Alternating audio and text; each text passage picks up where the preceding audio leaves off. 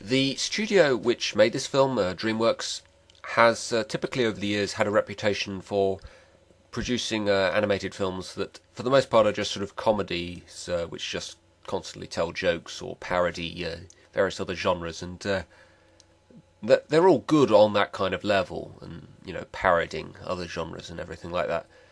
They all do that quite well, but from a story element, there isn't much to them. There isn't much of an engaging story or engaging characters to them. The Shrek films are a little bit more engaging in that sense, but only a little bit. But they seem to sort of relax that element of comedy and give us more of an interesting kind of story with the film Megamind, which was a much more interesting kind of story, had much more interesting characters, I felt.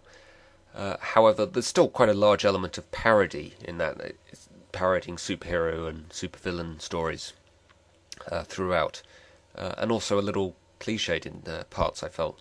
But it was definitely a step in the right direction. This film, however, I think is the first time when DreamWorks have given us a film that is just a straight-out interesting story. There's no real element of comedy to them whatsoever. I think with the DreamWorks films up until this point, they've been enjoyable on the same kind of level as a stand-up comedian's routine. They make you laugh, but that's about it. But this film doesn't really have any kind of element of comedy or parody to it whatsoever. It's just a story. And it's a good one. I actually think that this is a good film. Just before I go any further, just want to make that perfectly clear.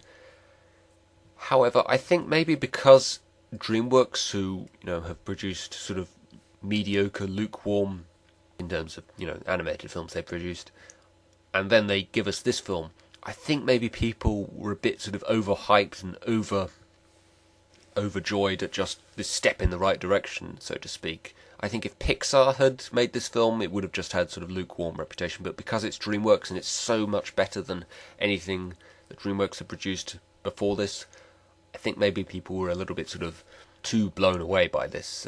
It's just a good film. It's not an absolutely amazing film, one of the greatest animated films of all time or anything like that. I don't want to use the word overrated because I hate that word, but I kind of have that feeling about it myself, even though I do think it's a good film.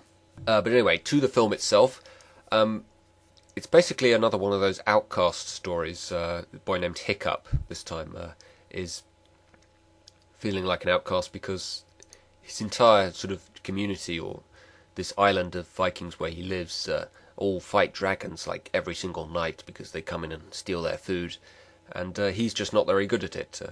You typically have two types of outcast stories. You have the ones where they're just simply tired of a sort of very sort of basic, down-to-earth kind of life where everybody else in their community just simply isn't very bright and they're a bit cleverer than everyone else, and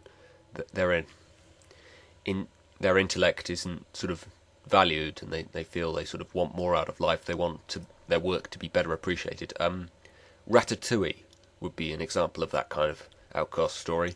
But in this case, it's more kind of the opposite way. It's that the outcast simply isn't very good at what everybody else in their community does, and they want to be good at it.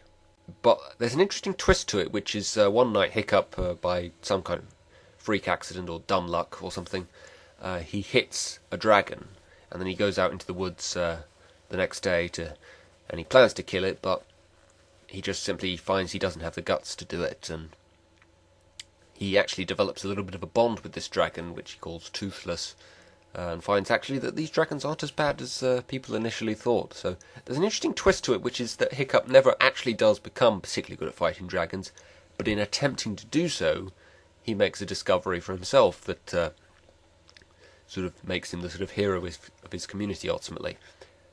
I really like this relationship between Hiccup and the dragon, which he names Toothless for some reason, even though it has teeth.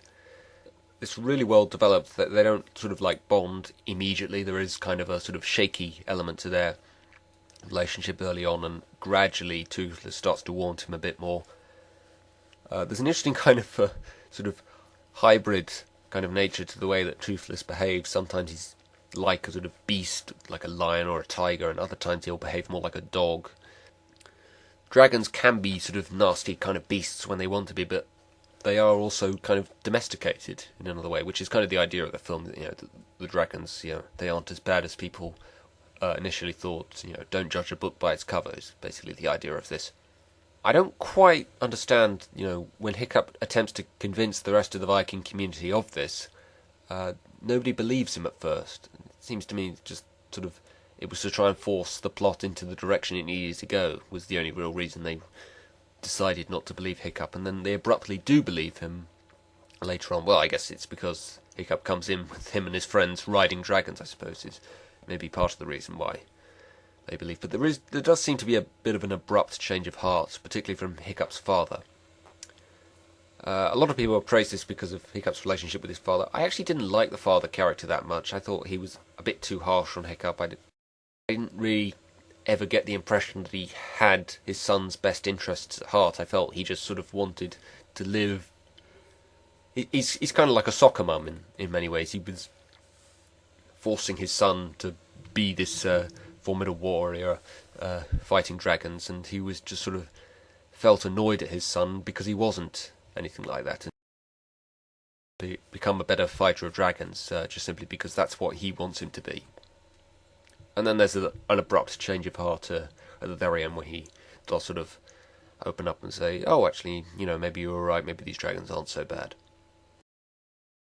The film basically covers the reason why the dragons have been stealing the food the whole time, which is because there's this one large dragon that they have to feed it all to. It's kind of ironic, really, that the message of this film is that maybe dragons aren't as bad as we initially would have assumed, but the closest thing to a villain we actually get in this film actually is a dragon. But there's a great sort of action scene at the very end where they're fighting this large dragon.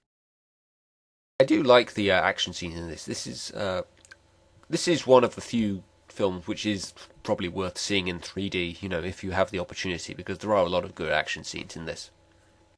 There's an interesting sort of parallel with, Toothless, has been sort of mutilated throughout this film because he's missing part of his wing on the end of his tail, which prevents him from being able to fly properly.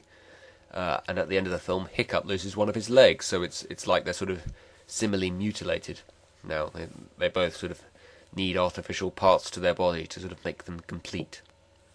And there's an interesting sort of bookend element to the beginning and ending this film, with Hiccup basically saying the only downside to where we live is the pests, because we have dragons, and at the end he says the only upside to where we live is the pets, which is that we have dragons.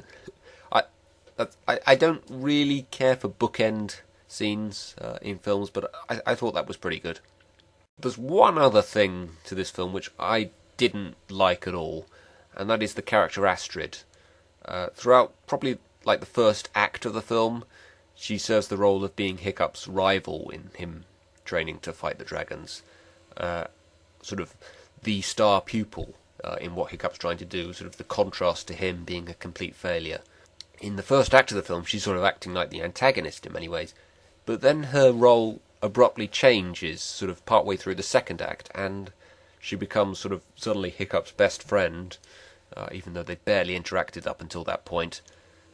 And then, almost immediately after that, she becomes the love factor, which is very sort of underdeveloped, to be honest, and it's just sort of, they've shared, like a couple of scenes together, and they actually haven't gotten along at all up until that point, and now suddenly they're in love. Well, I don't know if they're in love, but they seem to be a lot closer than they were before.